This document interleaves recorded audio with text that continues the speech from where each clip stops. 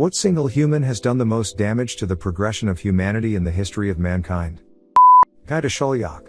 He was a surgeon in the 1300s who vehemently spoke out against another fellow surgeon, Theodoric Borgognoni.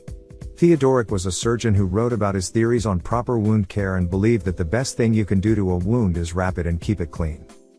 Guy hated what Theodoric was writing because it directly went against the teachings of Galen, an ancient Greek surgeon who believed pus was the body's way of balancing your humors.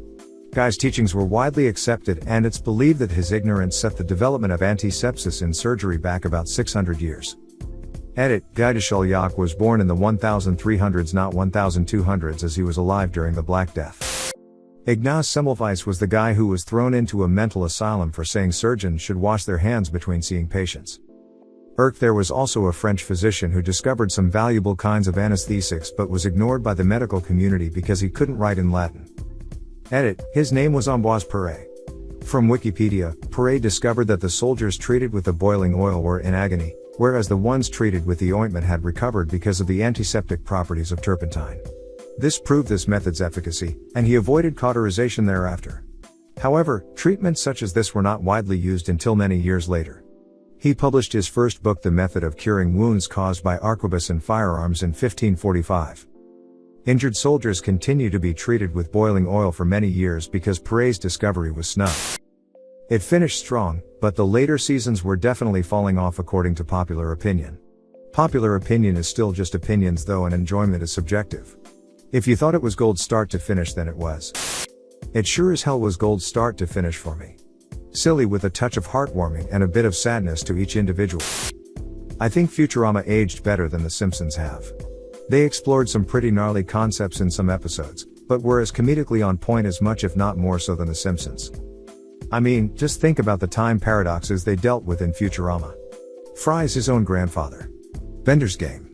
The episode where they travel forward in time to witness the end of the universe and then watch it restart again. Those are some heady concepts, but this is also the same series that came up with Death by Snoo Snoo. So, yeah. Simpsons may go on forever, but Futurama was and is higher quality in my book. What an idiot. TC had access to what he thought was worth more than gold and silver, so rather than claiming this new plexiglass material for his own benefit in the name of the empire, or whatever, he wipes it out of existence? I mean, his face was on all the gold coins. It's probably difficult to put your face on the glass. How would the plebs recognize him if they didn't see his face on their money? Plus that means all the good he already has would be less valuable, and that could lead to an economic depression. Edit: this is based on an Econ 101 class I took years ago. I have no clue if it's right. Good and silver aren't valuable just due to scarcity, they have intrinsic properties that give them value. They don't rust like other metals, they're more chemically stable, they're hard to break down, and something to do with the purity of the metal or how easy it is to detect purity or something. If it was all about scarcity, money would be made of uranium or something. Gold and silver have been valuable throughout history because physically they're just very convenient. They don't get affected by much. It's less to do with how much of the material there is, and more to do with how well that material sticks around. Also, any idiot who knows how to mine can mine gold and silver if they find it, whereas this material requires some kind of central creation person, which means that once the secret for making it gets out, you might have 2 or 3 other centers where they start making it. It's not the material that devalues the currency as it is these centers and the economic flow around them. They'll swell up and start to compete with your power as emperor. Yes, I'm well aware of the many uses for precious metals. However, an abundance of something very much relates to its value.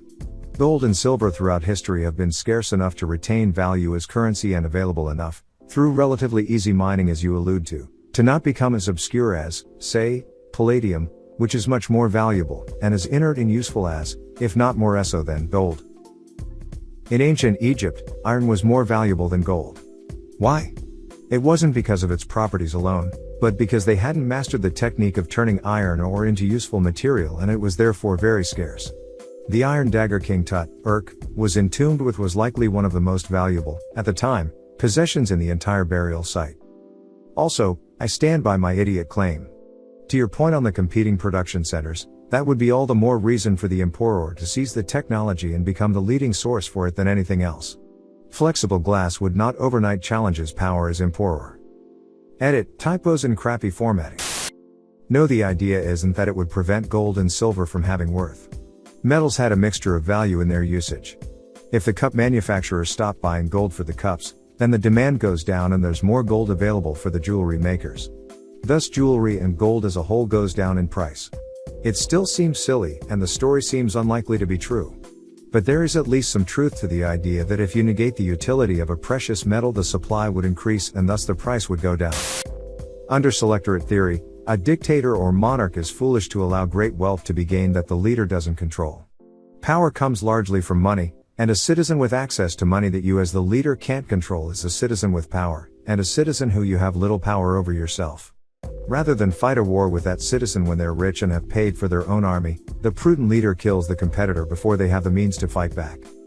I suppose the leader could also just tax the citizen into oblivion, not ever allowing him/her to amass a substantial amount of wealth. But it's a risky business, letting people succeed or fail on their merits instead of based on their loyalty to you. That's cool and all, but killing the citizen is not the only solution if one follows selectorate theory.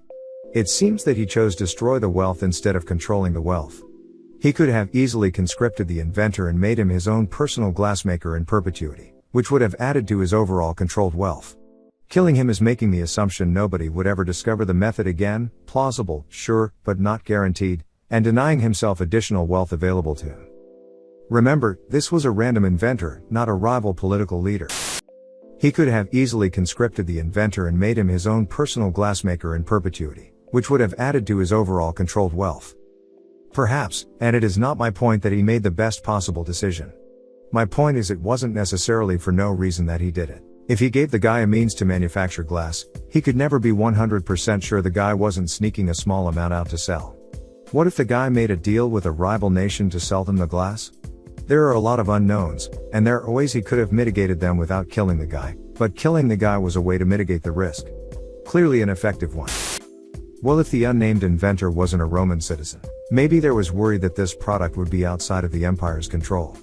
It could be the man went to TC first cause he was the most powerful man in the world and they thought he would offer the most compensation. Or it's just a myth which isn't fun at all. The account is most popularly related by two compilers, Pliny the Elder, 23 to 79 AD, Naturalis Historia 3666 195, and Petronius, circa 27 to 66 AD, Satyricon 51. Pliny claims that the story of flexible glass is more widely spread than well authenticated. Petronius's work is more dramatized and satirical.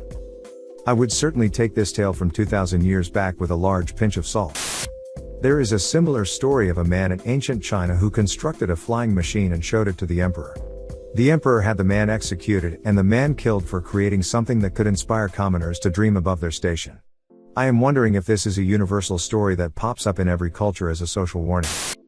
Thomas Midgley Jr. in 1921, this guy that discovered that tetraethyl lead could be used as an anti-knocking fuel additive for cars. It satisfied the needs of oil companies at the time, because it worked, was cheap, and was patentable for that purpose. But it was also incredibly toxic, and burning leaded gasoline was hugely pollutive. Eventually, after the creation of the EPA and an oil crisis in the mid-70s, leaded gas was banned in 1996, but the damage was done. Interestingly, the guy didn't even show up for the occasion when the first customer filled up their car with leaded gas, because he was at home, sick with lead poisoning. It varies. Some, or even most, are happy to send you a link. We don't get paid for people buying access to the papers, so why should we care if you get it for free? In fact, we pay to have the paper published so that the publisher can make money off people who want to read the paper. That whole system is so fucked up.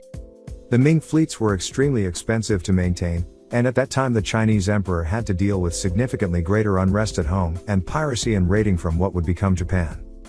It may be helpful to think of the Ming treasure fleets as the medieval equivalent of a space program, something that requires huge expenditures of national wealth to sustain, and something that you would choose to axe if your budget is tighter due to unrest and economic problems back at home. Super amazing book, probably my top 3 of all time. But slight correction, the alternate universe is based on the Black Plague killing 99% of the population of Europe, not so much that the fleet wasn't destroyed, though that part happens too. Fun speculation for sure, but FYI to anyone reading this, OP kinda oversimplifies the causes and requirements of an industrial revolution, namely that they imply that having coal kickstarts it and is required for it. I want to remind readers that the Industrial Revolution didn't just suddenly jump to factories and steam power but began with things like the cotton gin and the power loom.